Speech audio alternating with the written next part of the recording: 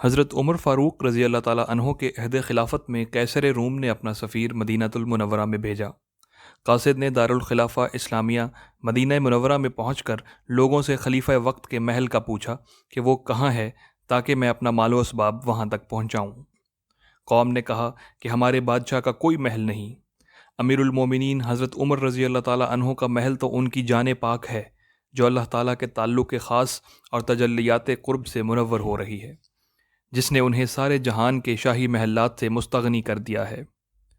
قاصد روم نے دل میں سوچا، یہ کیسا بادشاہ ہے جو عام لوگوں میں رہتا ہے، اس کا کوئی حفاظتی دستہ ہے، نہ رہنے کے لیے کوئی عالی شان محل۔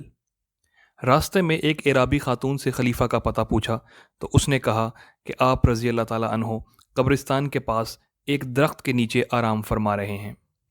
قاصد جب وہاں پہنچا تو اس نے دیکھا کہ حضرت عمر رضی اللہ تعالیٰ عنہ بے خوف و خطر زمین پر آرام فرما رہے ہیں، نہ تخت و تاج پاس ہے اور نہ ہی فوج و لشکر۔ قریب پہنچ کر جب اس نے آپ رضی اللہ تعالیٰ عنہ کے چہرہ مبارک کی زیارت کی تو آپ رضی اللہ تعالیٰ عنہ کی ہیبت سے وہ کانپنے لگا اور اپنے دل میں کہنے لگا کہ میں نے بڑے بڑے بادشاہوں کو دیکھا ہے اور ایک عمر تک سلطانوں کا ہم نشین رہا ہوں، مجھے کبھی کسی سے خوف تک محسوس نہیں ہوا۔ معلوم نہیں کہ اس شخص کی ہیبت سے میرے اوسان کیوں خطا ہو گئے ہیں۔ اس سوئے ہوئے اکیلے آدمی کو دیکھ کر میرا جسم کانپ رہا ہے۔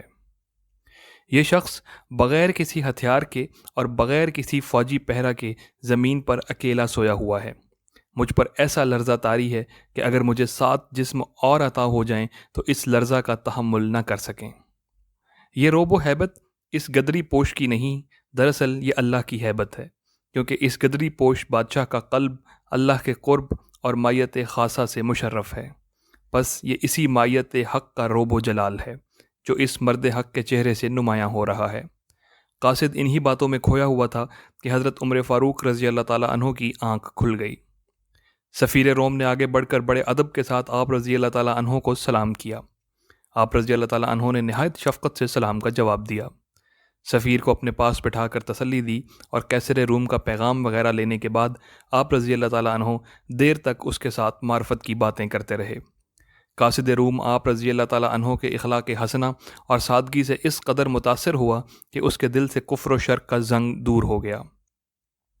یہ قاصد حضرت عمر رضی اللہ تعالیٰ عنہ کی صحبت کے فیض سے مشرف با اسلام ہو کر باطنی دولت سے مالا مال ہو گیا۔ مولانا روم رحمہ اللہ فرماتے ہیں، جو خدا سے ڈرتا ہے اور تقوی اختیار کرتا ہے اس سے جن اور انسان سب ڈرتے ہیں، اور جو بھی اس کی طرف دیکھے گا اس پر اس مرد حق کی ہیبت غالب ہوگی۔